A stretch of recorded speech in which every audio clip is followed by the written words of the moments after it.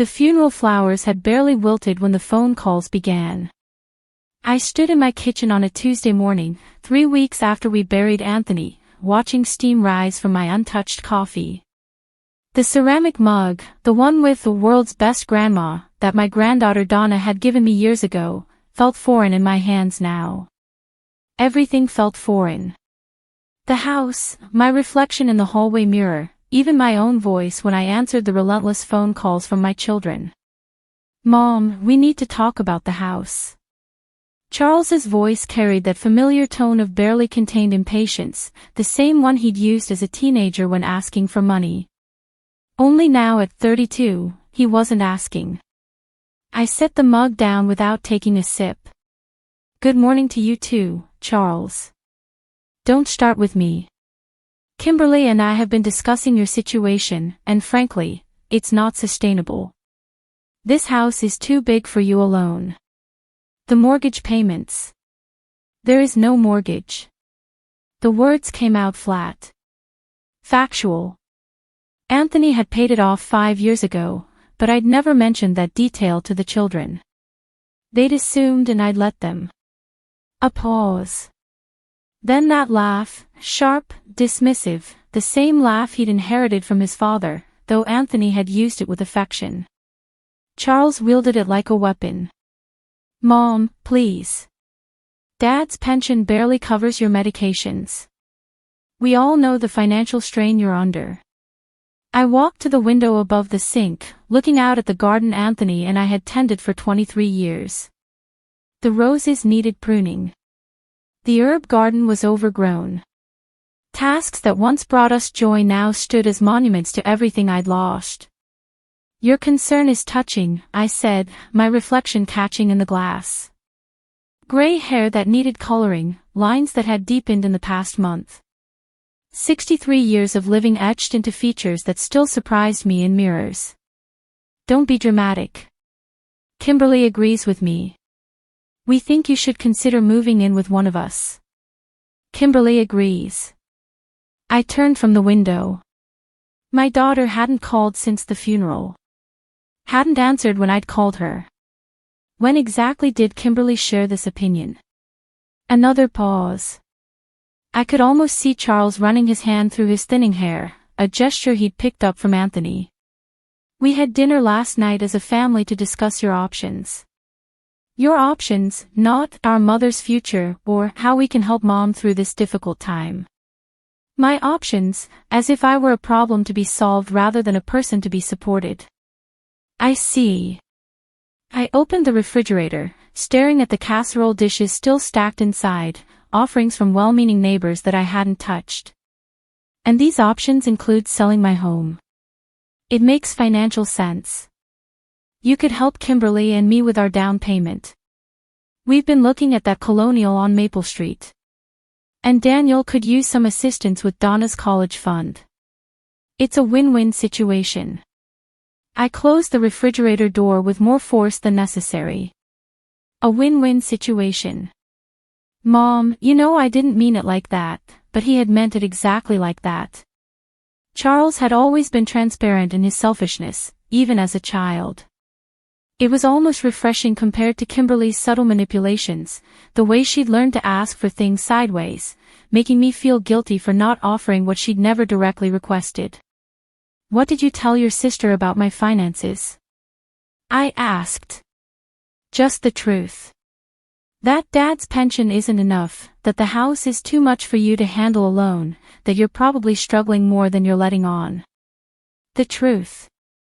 As if he knew anything about my actual circumstances. As if any of them had bothered to ask detailed questions about Anthony's affairs, about the investments he'd made, about the modest inheritance from his mother that we'd quietly saved and invested over the years. I thought about the folder in Anthony's desk drawer, the one I'd found while sorting through his papers. Bank statements, investment portfolios, the deed to a small villa in Tuscany that he'd purchased as a surprise for our retirement. A place where we can watch sunsets and drink wine without anyone asking us for anything, he'd said, showing me the photographs just 6 months before his heart attack. "I'll think about it," I said finally. "Mom, we're not asking you to think about it. We're telling you what needs to happen. Kimberly found a buyer already. Her cousin Gregory is in real estate and he's got a client who's very interested. Cash offer. Quick closing. Start packing your bags. My hand tightened on the phone. You found a buyer for my house. We're trying to help you, Mom. The sooner you accept that this is the best solution for everyone, the easier this transition will be. Transition. As if grief were a business merger. As if the dismantling of 30 years of marriage could be reduced to paperwork and profit margins. And where exactly am I supposed to live during this transition? Well, that's what we wanted to discuss. Kimberly's got that finished basement, and with Donna away at college most of the year, there's plenty of space. You'd have your own entrance, your own bathroom. It could work out perfectly. Kimberly's basement. The same basement that flooded every spring, where she stored Christmas decorations and exercise equipment she never used. The same basement where I'd been relegated during last year's Thanksgiving dinner while the real adults ate upstairs. How generous of Kimberly to offer. She's excited about it, actually. Thinks it could be good for both of you. You could help with Donna when she's home from school. Maybe do some cooking. You know how Kimberly struggles with meal planning. Of course, Kimberly struggled with meal planning the same way she struggled with laundry, cleaning, and remembering to call her mother. But she excelled at delegating these struggles to others, particularly to the woman who'd raised her to be self-sufficient. And Charles, I asked, what role do you play in this arrangement? Daniel and I will handle the house sale, obviously. The paperwork, the negotiations. We'll make sure you get a fair price. Fair. I almost laughed. Charles's definition of fairness had always been tilted in his favor, like a carnival game designed to separate fools from their money. I need to think about this, I repeated. Mom, there's nothing to think about. Gregory's client is serious. They want to close within the month. A month. They were giving me a month to dismantle the life Anthony and I had built together, to surrender the home where we'd hosted their birthday parties and graduation celebrations, where we'd nursed them through chickenpox and heartbreak and the various crises of young adulthood. I said I need to think about it. Fine, but don't take too long. Good opportunities don't wait around forever. The line went dead. I stood in my kitchen, holding the phone, listening to the sudden silence that seemed to echo through the empty house. Outside, a neighbor's dog barked. A car door slammed. Life continuing its normal rhythm while mine spun out of control. I walked to Anthony's study, to the desk where he'd paid bills and planned our future for over 2 decades. The folder was still there, hidden beneath old tax returns. I pulled it out and spread the contents across the wooden surface we'd bought at an estate sale when Charles was still in high school. Bank statements showing balances that would make my children's eyes widen. Investment portfolios that had weathered market storms and emerged stronger. The deed to the villa in Italy, complete with photographs of stone walls and a terrace overlooking rolling hills. Anthony had been a quiet man, methodical in his planning. He'd never boasted about money, never flaunted our security.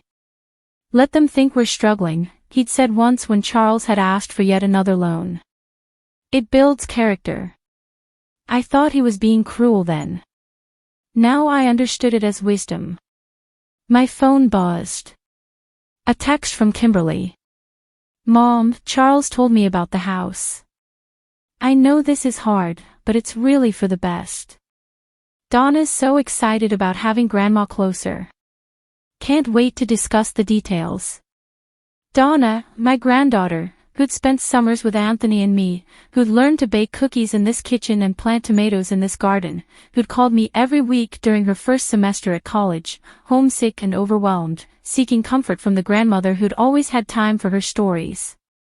When was the last time Donna had called? 2 months ago. 3. I scrolled through my phone looking for recent messages from my granddaughter. Nothing since Christmas when she'd sent a group text thanking everyone for gifts. No personal messages, no requests for advice, no updates about her classes or her boyfriend or her plans for summer break. The silence stretched around me, heavy with realization. They'd already moved on. All of them. Anthony's death had been an inconvenience to be managed, not a loss to be mourned together, and I was simply another inconvenience, another problem requiring their efficient solution. I closed the folder and returned it to the drawer. Then I walked upstairs to my bedroom, to the closet where Anthony's clothes still hung, still carrying the faint scent of his cologne. I pulled out a suitcase from the top shelf. It was time to start packing, but not the kind of packing Charles expected. The law office smelled of leather and old paper, a scent that reminded me of Anthony's study, but felt infinitely more powerful. I sat across from Margaret Wells, the estate attorney Anthony had chosen years ago. A sharp woman in her 50s with silver-streaked hair and eyes that missed nothing.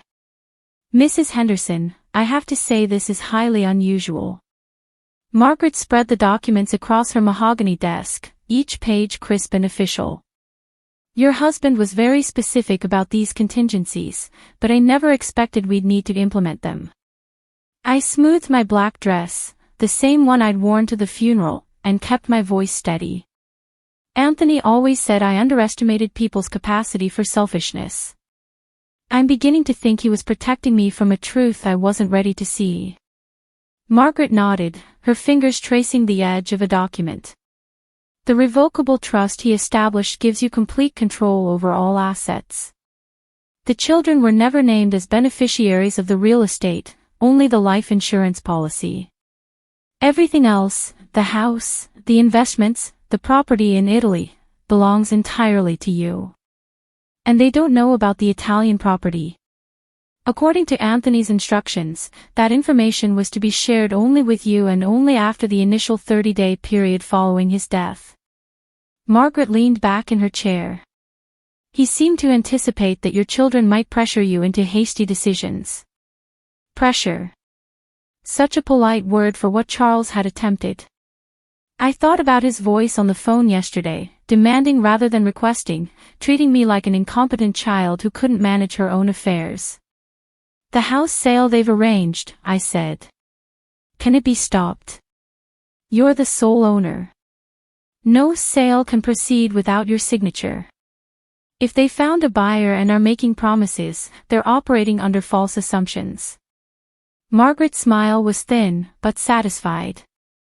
Anthony was very clear about protecting your autonomy. I felt something loosen in my chest, a knot of anxiety I'd carried since Charles's call. And the Italian property. Fully paid, legally yours. The property management company Anthony contracted sends monthly reports. The house has been maintained and is ready for occupancy whenever you choose. Whenever you choose. When was the last time someone had spoken to me about choice rather than obligation? Margaret pulled out another folder. There's something else Anthony wanted you to have. He wrote this letter to be given to you exactly 1 month after his death. Today marks that date. The envelope was cream-colored, my name written in Anthony's careful script. My hands trembled as I opened it, and his voice seemed to fill the sterile office. My dearest Betty, if you're reading this, it means I'm gone and you're dealing with the aftermath alone. I know our children, love them though we do, and I suspect they're already circling like vultures, convinced they know what's best for you. They don't. You are not a burden to be managed or a problem to be solved. You are an intelligent, capable woman who raised 3 children, supported a husband through his career changes, and managed our household with grace and wisdom for over 30 years. Don't let them convince you otherwise. The money and properties are yours to do with as you please. Keep them, sell them, give them away. It's your choice. But make that choice based on what you want, not what others expect from you. I've watched you sacrifice your own dreams for decades, always putting our family first. Now it's time to put yourself first. Go to Italy if you want. Travel the world. Write that novel you always talked about. Whatever brings you joy. The children will survive without your constant sacrifice. In fact, they might even grow stronger for it. With all my love and faith in your strength. Anthony. P.S. The key to the Italian house is in my desk drawer behind the photo of us in Paris. Mrs. Rossi next door has been caring for the garden and speaks excellent English. I read the letter twice, my vision blurring at the edges. Anthony had known. He'd seen what I was too close to recognize, that my children had learned to view my love as a resource to be exploited rather than a gift to be treasured. Are you all right? Margaret's voice was gentle. I folded the letter carefully. I'm better than I've been in weeks. What do I need to do to transfer the house deed to my name alone? It's already in your name alone. Anthony removed the children from all property deeds 3 years ago after Charles asked him to co-sign on that failed restaurant investment. The restaurant. I remembered the arguments, Charles's anger when Anthony refused to risk our retirement savings on his sure thing. At the time, I'd thought Anthony was being harsh. Now, I saw it as prescient. There's one more thing, Margaret said, pulling out a smaller envelope. Anthony asked me to give you this bank card and PIN. It's connected to an account he opened last year. He called it your Independence Fund. The bank card felt solid in my palm. How much? $50,000. He deposited money every month, telling me it was for when Betty finally decides to live for herself. $50,000. Money I knew nothing about. Saved from his pension and investment dividends while I carefully budgeted our household expenses. Money intended to give me freedom rather than security. I left the law office with a briefcase full of documents and a clarity I hadn't felt since before Anthony's heart attack. The house was mine. The Italian villa was mine. The investments were mine. And most importantly, the choice of what to do with all of it was mine alone. My phone rang as I reached my car. Kimberly's name on the screen. Mom, I'm so glad I caught you. I wanted to discuss the basement renovations. Daniel knows a contractor who could put in a kitchenette for you. Maybe a separate entrance. It would be perfect. Your own little apartment. I unlocked the car but didn't get in. How thoughtful. I know you're probably worried about the cost, but Charles and I figured we could deduct it from the house sale proceeds. Think of it as an investment in your comfort. Your comfort, not my independence or my happiness. My comfort, like I was an elderly pet being relocated to more manageable quarters. Kimberly, when was the last time you called me just to see how I was doing? A pause. What do you mean?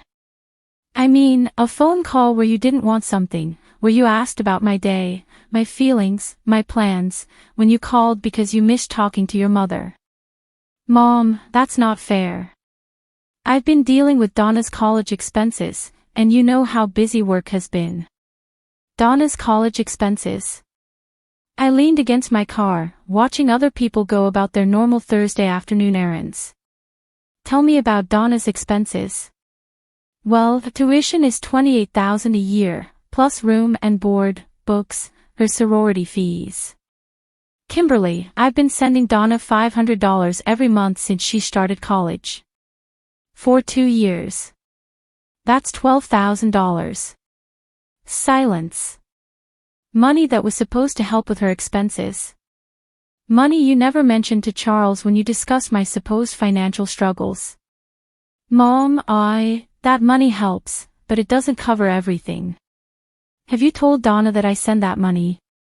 Another pause. Longer this time. She knows you help out. Does she know the amount? Does she know it comes from my pension, not from some college fund Anthony left behind? I don't see why those details matter. I closed my eyes, feeling something cold settle in my stomach. She doesn't know, does she? She thinks her college expenses are covered by your hard work and sacrifice. She has no idea that her grandmother has been quietly funding her education. Mom, you're making this more complicated than it needs to be. Am I? Or am I finally seeing how simple it actually is? I hung up and got into my car. My hands were shaking, but not from grief this time. From anger. Pure, clean anger that felt like waking up after a long, confusing dream. At home, I went straight to Anthony's desk and found the key exactly where he'd said it would be. It was small and brass, attached to a keychain with a tiny Italian flag. Behind it was a photograph I'd forgotten about. Anthony and me in Paris on our 25th anniversary. Both of us laughing at something the photographer had said. I looked younger in the photo, but not because of fewer wrinkles or grayer hair. I looked younger because I looked genuinely happy, unguarded in a way I couldn't remember being in recent years. My phone buzzed with another text from Charles. Mom, Gregory needs an answer by tomorrow. His client is getting impatient. Don't mess this up for all of us. Don't mess this up for all of us. I deleted the message without responding and opened my laptop. It took me 20 minutes to find the property management company's website and another 10 minutes to compose an email to Mrs. Rossi, the neighbor who'd been caring for the Italian house. Dear Mrs. Rossi, my name is Betty Henderson, and I am Anthony's widow. I believe you have been caring for our house on Via del Rose. I am planning to visit Italy very soon and would like to arrange to stay in the house for an extended period. Please let me know what preparations need to be made. Thank you for your kindness in maintaining the property during this difficult time. Sincerely, Betty Henderson. I hit send before I could second-guess myself. Then I pulled out the suitcase I'd retrieved yesterday and began to pack. But first, I opened Charles's childhood closet and began filling boxes with his old trophies, school papers, and the baseball glove Anthony had bought him for his 10th birthday. Everything that mattered from his time in this house, carefully wrapped and labeled. I was halfway through Kimberly's room when my phone rang. An international number. Mrs. Henderson, this is Elena Rossi. I just received your email and I am so sorry for your loss. Anthony spoke of you often. Her English was accented but clear, her voice warm in a way that made my chest tight with unexpected emotion. Thank you, Mrs. Rossi. I hope it's not too much trouble, but I'm thinking about coming to Italy quite soon. Oh, no trouble at all. The house is ready. I check on it every week, and the garden is beautiful. Anthony would be so happy to know you were coming. When were you thinking to arrive? I looked around Kimberly's childhood bedroom, at the boxes of memories I was packing for children who saw me as an obstacle to their inheritance. Next week, I said. I'd like to come next week. The moving truck arrived at 7 in the morning just as Charles's car pulled into my driveway. I watched from my bedroom window as my son climbed out, his face already set in the expression of barely controlled irritation I'd learned to dread. He was wearing his serious business suit, the navy one Daniel had picked out for his job interviews, and carrying a manila folder thick with what I assumed were house sale documents. Perfect timing. The movers were efficient, professional men who'd arrived exactly when promised. I'd hired them to collect the carefully packed boxes from Charles and Kimberly's old rooms, along with several pieces of furniture they'd claimed to want someday. Anthony's leather armchair, the antique dining set from my mother, the piano Kimberly had begged for as a child and abandoned after 6 months of lessons. Ma'am, where do you want these boxes delivered? The lead mover, a kind-faced man named Martinez, a coincidence that felt like Anthony's subtle humor, consulted his clipboard. The first set goes to 247 Maple Street, I said, handing him Charles's address written in careful script. The second set to 892 Pine Avenue. Ring the doorbell and tell them these are gifts from Betty Henderson. Memories they'll want to keep safe. Martinez nodded professionally, but I caught the slight smile tugging at the corner of his mouth. 20 years in the moving business probably meant he'd seen his share of family drama. Charles's sharp knock interrupted my instructions. I opened the door wearing the red dress Anthony had always said brought out my eyes, my hair freshly styled, looking nothing like the grieving widow he expected to manipulate. "Mom, what the hell is going on? Why is there a moving truck in your driveway?" "Good morning, Charles. I'm having some things moved."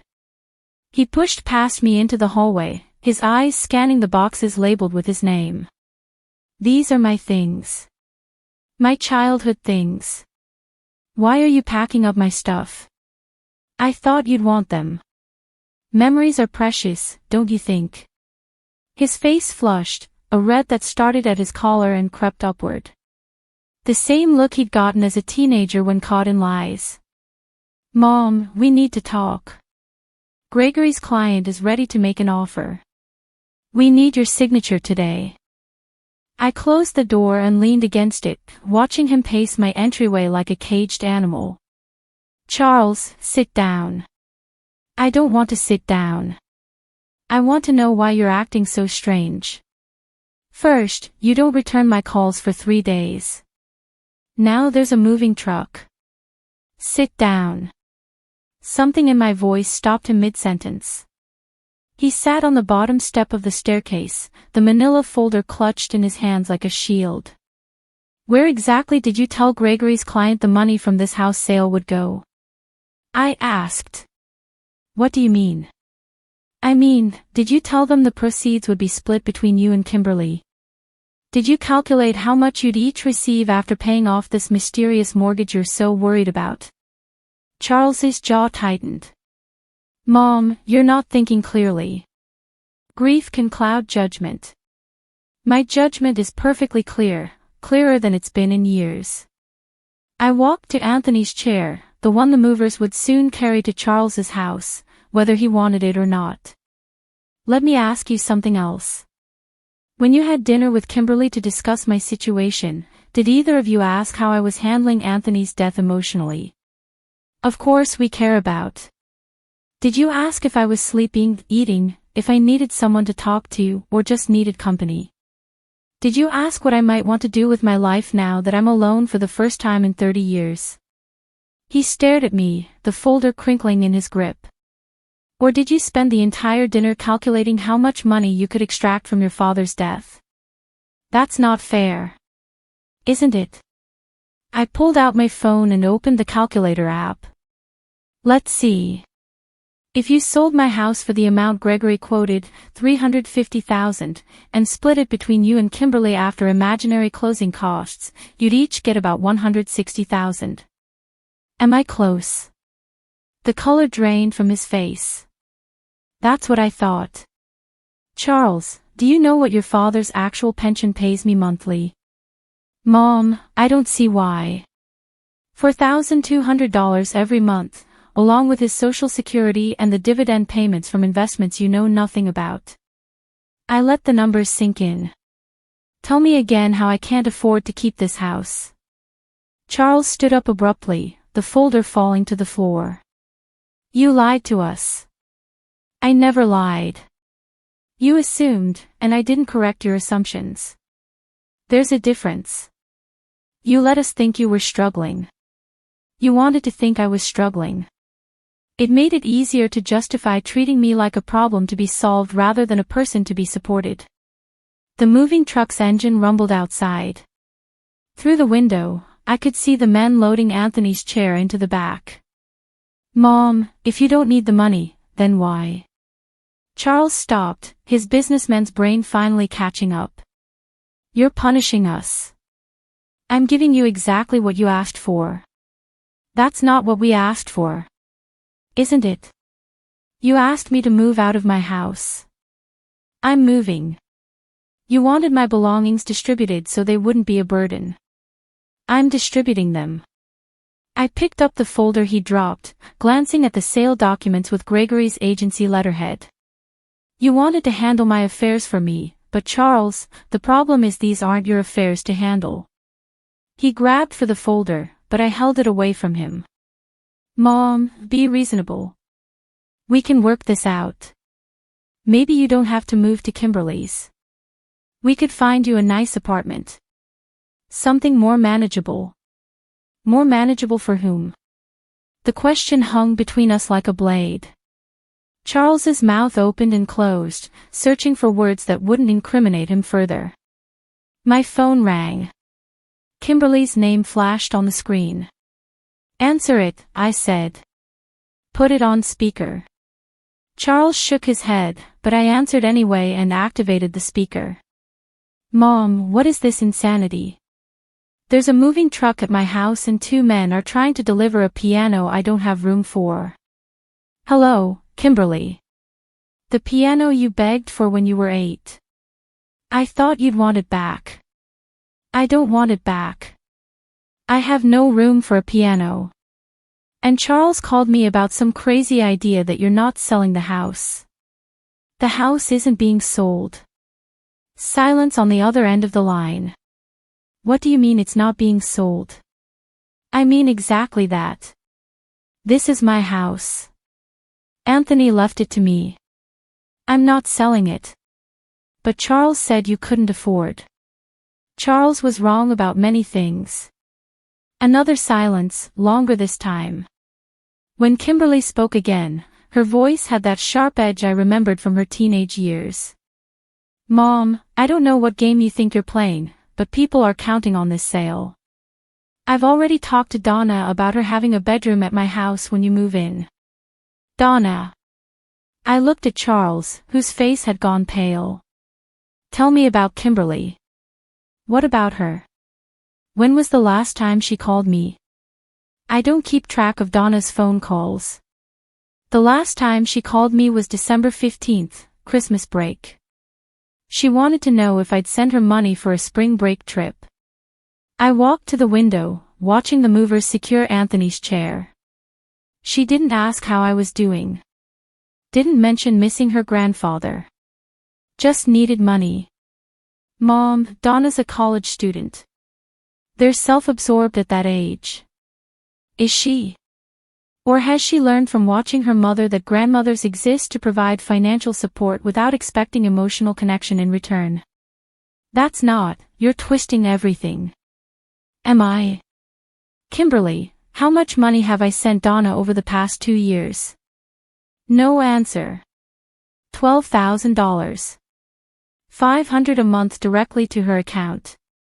Money you never mentioned to Charles when you claimed I was financially struggling. Money Donna apparently believes comes from your sacrifice, not mine. Charles was staring at me now, his mouth slightly open. "You've been sending Donna money every month since she started college because I love my granddaughter and want her to succeed." I turned from the window to face them both, Charles in person, Kimberly through the phone. But love isn't supposed to be invisible. Support isn't supposed to be secret. When did my family decide that my contributions only mattered when they were hidden? Kimberly's voice came through the speaker, smaller now. "Mom, we never meant." "Yes, you did. You meant exactly this. You wanted my resources without my presence, my money without my opinions, my compliance without my autonomy." I ended the call and looked at Charles. "The moving truck will be at your house in 30 minutes. I suggest you make room for your childhood memories." "Mom, please, we can fix this." "How?" The question stopped him cold. I could see him searching for the right words, the magic phrase that would restore his access to my resources without requiring genuine respect or relationship. "We could have dinner as a family. Talk about what you really want." "What I really want." I laughed, surprising myself with the sound. "Charles, what I really want is to live the rest of my life surrounded by people who see me as more than a source of emergency funding. What I want is to wake up in the morning without wondering which of my children will call with their hand extended. What I want is to be missed for my company, not mourned for my money." The moving truck's engine started outside. Charles stood up, the business documents scattered at his feet. "Where are you going to go?" I smiled, the first genuine smile I'd felt in months. "Somewhere warm." Charles bent to gather the papers, his movements hurried and desperate. "Mom, you can't just disappear. We're your family. Are you? He looked up at me from the floor, and for a moment, I saw the little boy who used to climb into my lap after nightmares, who needed band-aids for scraped knees and stories to chase away the dark. Then he straightened, and the moment passed. When will you be back? I opened the front door, letting in the morning sunlight and the sound of the moving truck pulling away. I'll let you know. The flight to Rome was 13 hours of crystalline clarity. I sat in the window seat Anthony had always preferred, watching the Atlantic Ocean spread beneath us like a vast promise. The woman beside me, a chatty retiree from Denver visiting her daughter, had tried to engage me in conversation during takeoff, but something in my expression must have warned her off. I wasn't ready for small talk or the casual intimacy of airplane confessions. I was too busy savoring the silence of my phone. For 3 days after Charles left my house, they'd called incessantly. Charles, Kimberly, even Daniel, who'd never called me independently in the 5 years he'd been married to my daughter. The voicemail started apologetic and grew increasingly desperate. Mom, I think we had a misunderstanding. Betty, it's Daniel. Charles is really upset and I think if we could just talk. Mom, Donna is asking questions about the money, and I don't know what to tell her. Fine, Mom. You want to play games? Two can play that game. Don't expect us to come running when you realize how lonely you are.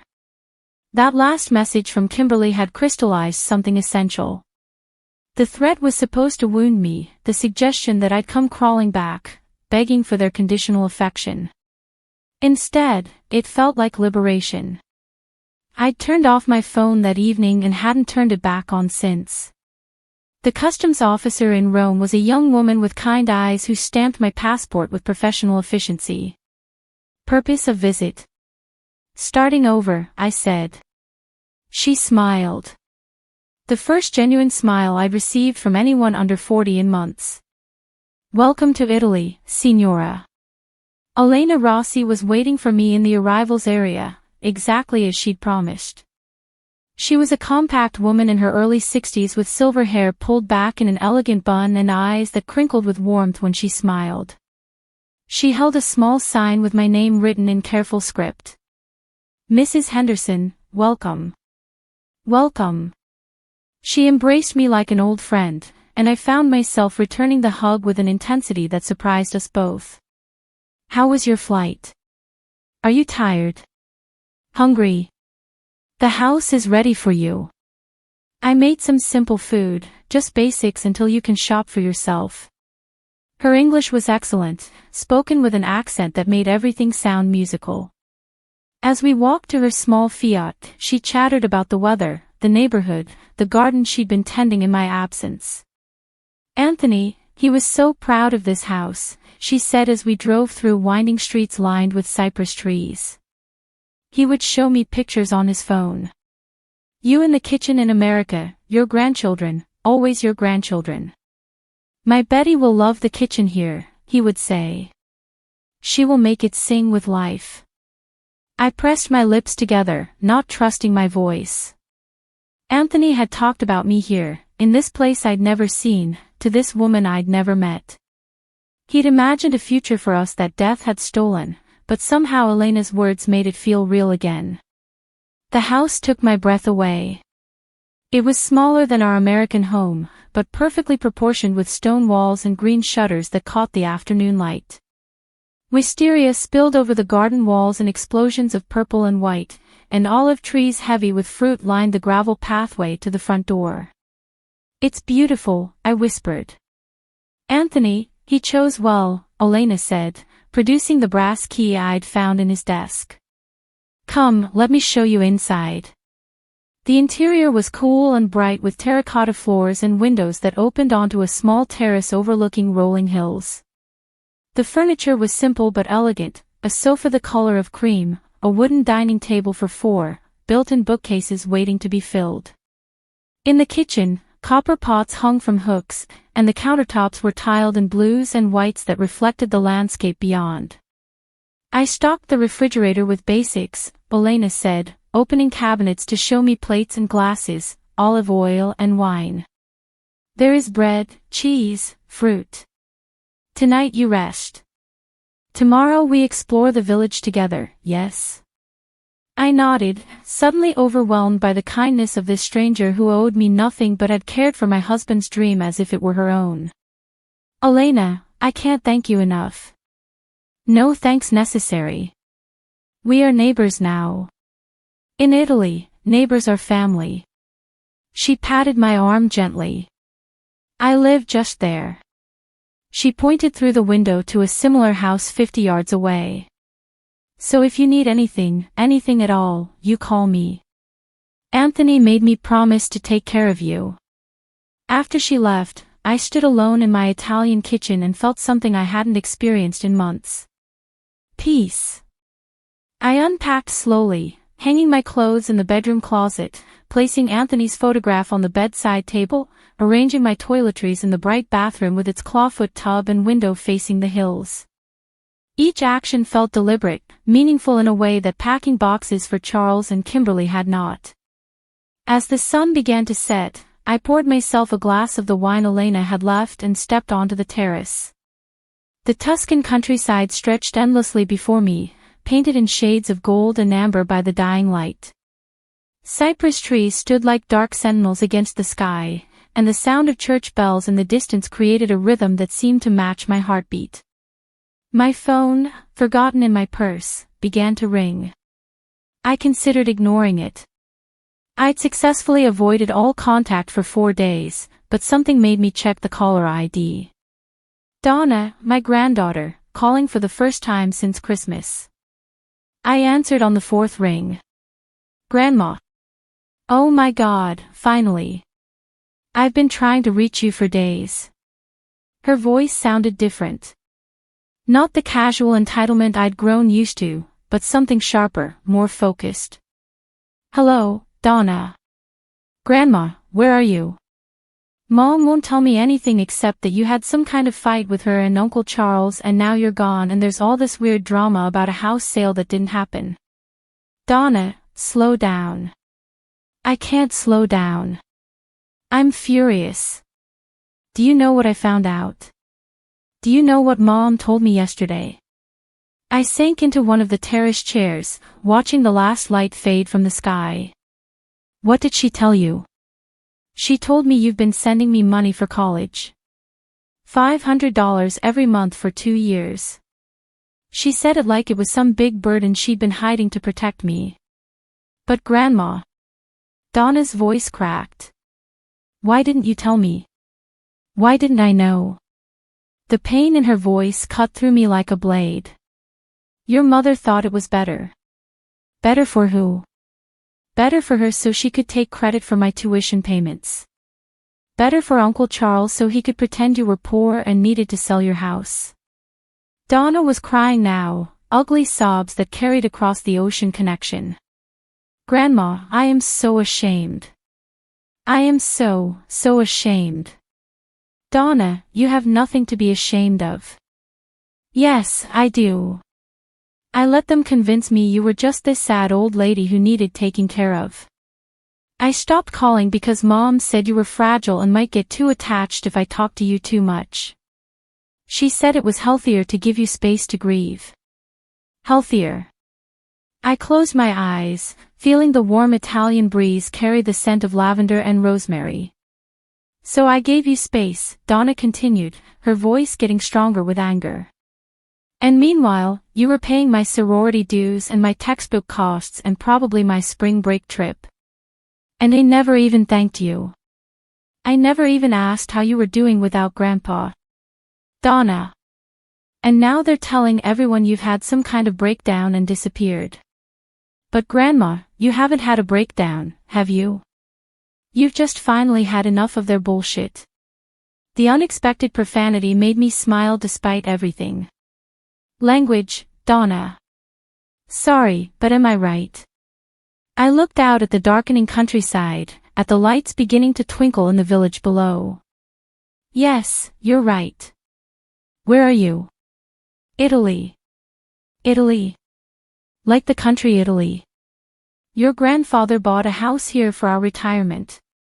I'm sitting on the terrace right now looking at the Tuscan hills. A long pause, then quietly, is it beautiful? It's the most beautiful place I've ever seen. Grandma, I need to tell you something. I need to apologize. You don't need to apologize for anything, sweetheart. You were told lies by people you trusted. That's not your fault. But I should have known. I should have called you more. Should have asked questions. Donna, listen to me. I stood up, pacing the small terrace as the first stars appeared overhead. You're 20 years old. Your job right now is to study and grow and figure out who you want to become. It's not your job to manage family finances or decode adult manipulations. But I want to do better. I want to be better. Then be better. Call me because you miss me, not because you need something. Visit me because you enjoy my company, not because you're obligated. Love me because I'm your grandmother, not because I pay your bills. Another pause. Can I visit you in Italy? The question caught me off guard. Donna, I don't know how long I'll be here. I don't care. I have spring break in 3 weeks. I can change my plans, cancel that stupid Cancun trip that you probably paid for anyway, and come see you instead. I want to meet this grandfather's dream house. I want to sit on that terrace and hear about your new life. Your new life. The phrase sent warmth through my chest. What would your mother say? I don't care what my mother says. Actually, that's not true. I care, but I'm not going to let what she says control my choices anymore. Donna's voice was growing stronger, more determined. Grandma, I'm 20 years old and I just realized I don't really know you at all. I know the version of you that they presented to me. The grandmother who bakes cookies and sends birthday cards and needs to be handled carefully. But you're not that person, are you? I thought about the woman who'd confronted Charles in her hallway, who'd systematically dismantled her children's assumptions, who'd boarded a plane to Italy with no return date. No, I said, I'm not that person at all. Good, Donna said fiercely. I can't wait to meet the real you. After we hung up, I sat in the darkness for a long time, listening to the night sounds of the Italian countryside and feeling something unfamiliar stirring in my chest. For the first time in months, I was looking forward to tomorrow. And for the first time in years, I wasn't alone. 3 weeks later, I watched Donna emerge from the Florence airport terminal, and I barely recognized my granddaughter. Gone was the polished college student I remembered from Christmas photos, hair perfectly straightened, makeup camera ready, clothes chosen for social media approval. This Donna wore faded jeans and a simple white t-shirt, her dark hair pulled back in a messy bun, her face free of everything except sunglasses and a genuine smile that transformed her entire appearance.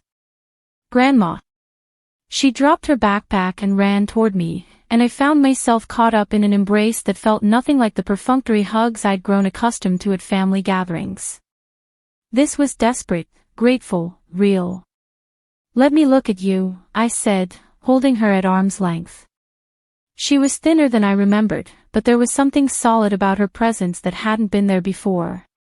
You look amazing, she said, studying my face with the same intensity. Like actually amazing. You're tan and your hair. Did you cut it? I touched the shorter style Elena had convinced me to try at her salon in town. Just a trim. It's perfect. You look. She paused, searching for words. You look like yourself. During the drive to the villa, Donna pressed her face to the passenger window like a child, exclaiming over olive groves and medieval towns, asking questions about everything we passed. Her enthusiasm was infectious, reminding me of Anthony's wonder during our few international trips together. This is it, I said as we pulled into the driveway of the Italian house. Your grandfather's dream. Donna stood in the garden for a long moment, taking in the wisteria, the olive trees, the terrace where I'd spent hours reading and writing in the journal I'd started keeping. Then she turned to me with tears in her eyes. He knew, didn't he? He knew you'd need this place. I think he did. That first evening, we sat on the terrace sharing risotto that Elena had insisted on preparing for Donna's arrival. The older woman had fussed over my granddaughter like she was her own, and I watched Donna respond with the natural warmth that had been missing from her interactions with her parents. "Tell me about your life here," Donna said, settling into the chair beside mine as the sun began to set. "I want to know everything." So I told her about the morning walks through the village where shopkeepers had learned my name and preferences, about the Italian lessons with Marco, the retired professor who lived down the street. About the book I'd started writing, not the novel Anthony had encouraged me to attempt, but a memoir about marriage and motherhood and the slow erosion of self that can happen when love becomes service and service becomes obligation. "You're writing a book?" Donna's eyes widened. "Grandma, that's incredible. I had no idea you wanted to write." I didn't know either until I had the quiet to listen to my own thoughts. Donna was quiet for a moment. "Then, Mom called me yesterday."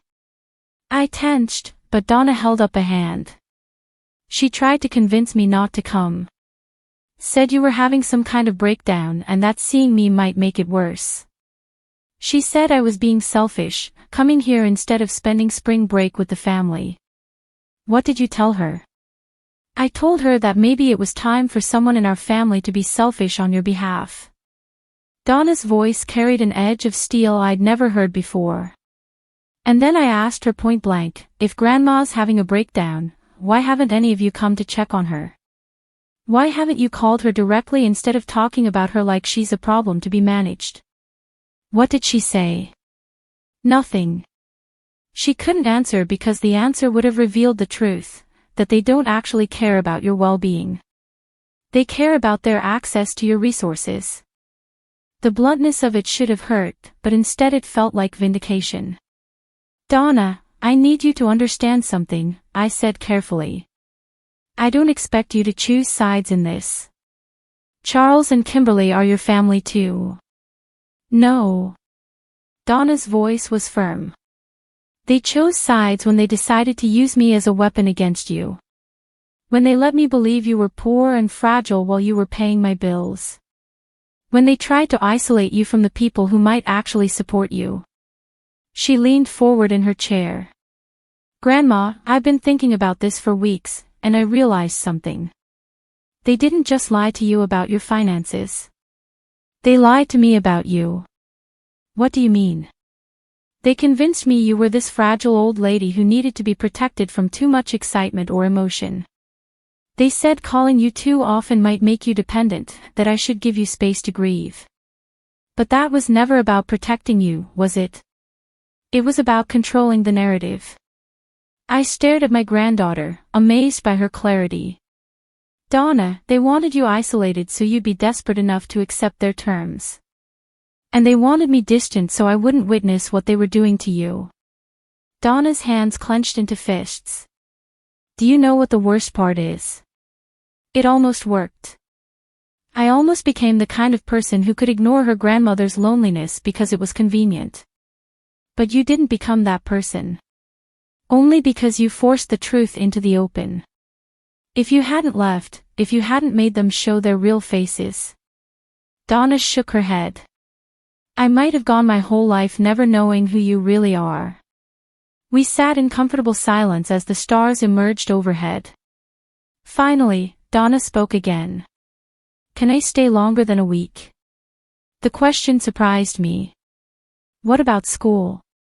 "I talked to my professors before I left. I can do independent study for the rest of the semester, write papers, take exams online. I don't want to go back yet. I want to spend real time with you. Time that isn't measured in holiday visits or phone calls with agendas. Donna, your education will still be there when I'm ready for it. But this chance, this time with you, I might not get it again." She looked at me with Anthony's eyes, steady and determined. "Grandma, I'm 20 years old, and I just realized I've never had a real conversation with you. All my life, you've been the person who remembers birthdays and sends care packages and shows up to family events with homemade desserts. But I don't know what makes you laugh or what you dream about or what you were like before you became our grandmother. And you want to know those things. I want to know everything. The next morning, Donna joined me for my daily walk through the village. She charmed the baker with her attempts at Italian, helped Elena in the garden, and listened with rapt attention as Marco told stories about his years teaching literature at the University of Florence. Your grandmother, she has the soul of a writer, he told Donna at the cafe where I'd become a regular. She sees details others miss, understands the weight of small moments. She's always been like that, Donna said, looking at me with new appreciation. I just never paid attention before. That afternoon, we drove to a small lake I discovered the week before, a hidden gem accessible only by a winding path through vineyards. Donna spread a blanket on the shore while I unpacked the picnic lunch we'd assembled together. Grandma, can I ask you something personal? I looked up from the sandwiches. Of course. Are you ever going back? The question I'd been avoiding, even in my own thoughts. I don't know. But you could stay here permanently. Legally, I mean. Anthony researched it thoroughly. I have residency options, healthcare, everything I'd need. I handed her a sandwich and settled beside her on the blanket. Why do you ask? Because I think you should stay. The certainty in her voice surprised me. Donna, I think you should stay. And I think you should let Mom and Uncle Charles figure out their own lives without expecting you to fund their mistakes or validate their choices. Donna took a bite of her sandwich, chewing thoughtfully. And I think I should transfer to a university here. What? There are American programs in Rome, Florence, even here in Tuscany. I could finish my degree in international studies, become fluent in Italian, maybe learn about a different way of living. She looked out at the lake, her expression thoughtful. Or maybe I could take a gap year, work with Elena at her pottery studio, help you with your book, figure out who I am when I'm not performing for an audience. Donna, that's a huge decision. So was getting on a plane to Italy. So was cutting your hair and writing a book and refusing to sell your house. Donna turned to face me fully. Grandma, for my entire life, I've been making decisions based on what other people expected from me. What Mom wanted, what my professors wanted, what my sorority sisters thought was appropriate. But sitting here with you, I feel like I'm seeing clearly for the first time. What do you see? I see that you're not the fragile old lady they painted you as. You're probably the strongest person I know. And I see that I don't want to be the kind of person who abandons someone I love because it's convenient. Donna's voice grew stronger. I want to be the kind of person who shows up, who chooses love over comfort, truth over convenience. Donna, your mother will never forgive me if I let you derail your life. This isn't derailing my life. This is saving it. Donna grabbed my hands, her grip warm and sure. Grandma, I was sleepwalking through college, going through the motions because it was expected. But I'm awake now, and I want to spend my awakeness with someone who sees me as more than a project to be managed. That evening, we called the university together and arranged for Donna's temporary leave of absence. Then we called Elena to ask about the pottery studio apprenticeship. Finally, with the Italian sun setting behind us and the sound of church bells providing a soundtrack to our conversation, Donna made one last call to her mother. Mom, it's Donna. I'm extending my stay in Italy. No, I'm not having a breakdown. I'm having a breakthrough. I understand you're angry, but I'm 20 years old and I get to decide how I spend my time. Actually, Mom, that's exactly what I'm doing. I'm choosing Grandma because she's the only person in our family who's ever treated me like I matter more than what I can provide. Donna ended the call and turned off her phone. Any regrets? I asked. She smiled, Anthony's smile, full of quiet determination. Just one. that it took me 20 years to figure out where I belonged. As we sat together on my Italian terrace, watching the stars emerge over the Tuscan countryside, I realized that my story of loss had become a story of finding. I'd lost the illusion of family that demanded my diminishment, but I'd found the reality of family that celebrated my strength. And for the first time since Anthony's death, I wasn't just surviving. I was thriving.